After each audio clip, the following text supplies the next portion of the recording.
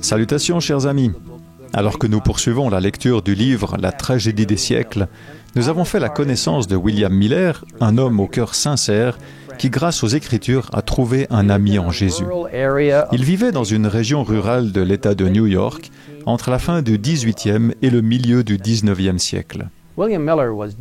William Miller était déterminé à comprendre la Bible par elle-même et, n'utilisant que les références présentes dans le texte de sa Bible, ainsi qu'une concordance biblique, il a étudié verset par verset, en commençant par le livre de la Genèse. Prenant soin de déchiffrer le sens des versets, il comparait les Écritures jusqu'à ce que les textes deviennent clairs. Miller s'intéressa particulièrement aux livres de Daniel et de l'Apocalypse, et continuant à utiliser les mêmes principes d'interprétation des Écritures, il découvrit, à sa grande joie, que les symboles prophétiques pouvaient être compris. Nous lisons, « Il vit que les prophéties s'accomplissaient littéralement et que toutes les figures, métaphores, paraboles et similitudes, si elles n'étaient pas expliquées dans le contexte, trouvaient ailleurs leur définition en termes propres. »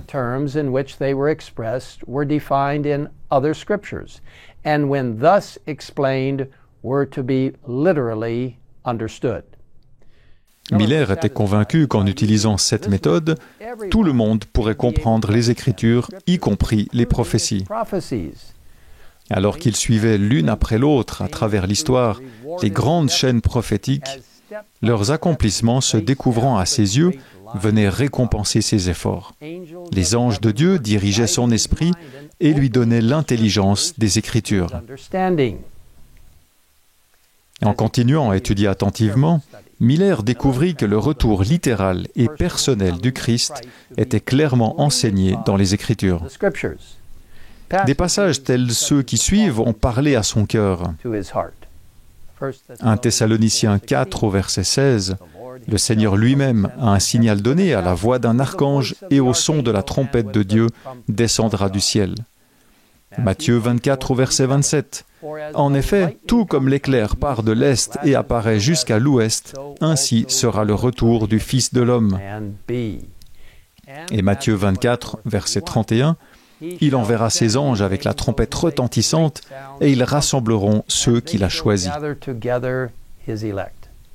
Miller avait compris qu'au retour du Christ, les justes morts ressusciteraient et les justes vivants seraient transformés. Il comprit également qu'il faudrait attendre le retour personnel du Christ pour que son peuple reçoive le royaume promis. En étudiant les Écritures, Miller a acquis la conviction que les événements généralement prédits avant le retour du Christ, tels que le règne universel de la paix et l'établissement du royaume de Dieu sur la terre, ne se produiraient en fait qu'après son retour.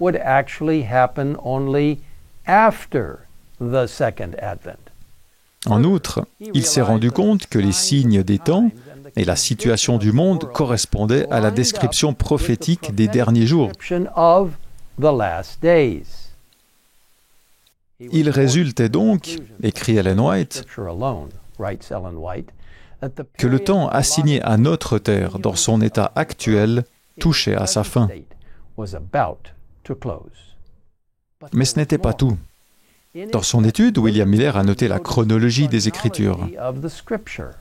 Je découvris que des événements prédits et accomplis se sont souvent produits dans un temps déterminé, écrit-il. En lisant des passages tels que Deutéronome 29 au verset 28, « Les choses cachées sont pour l'Éternel notre Dieu. Les choses révélées sont pour nous et nos enfants à toujours. » Et Amos 3, verset 7, « En effet, le Seigneur, l'Éternel, ne fait rien sans avoir révélé son secret à ses serviteurs, les prophètes. » Miller était confiant que ceux qui étudiaient la parole de Dieu pouvaient s'attendre à y trouver clairement signalé l'événement le plus important de l'histoire humaine.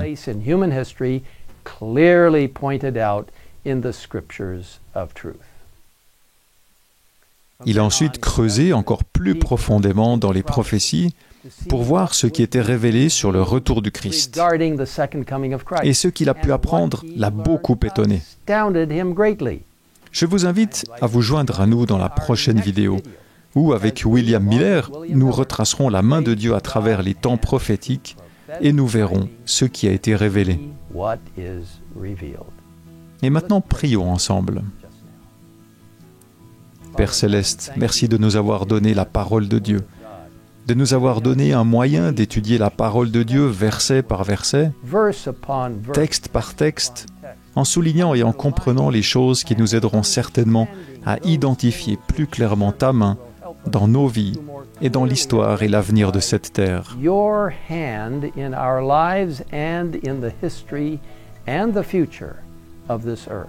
Nous sommes reconnaissants, à William Miller ainsi qu'à d'autres, d'avoir pu vraiment comprendre les merveilleuses façons dont tu les as guidés pour orienter leurs pensées vers ton retour. Which you were leading to direct their thoughts to your second coming.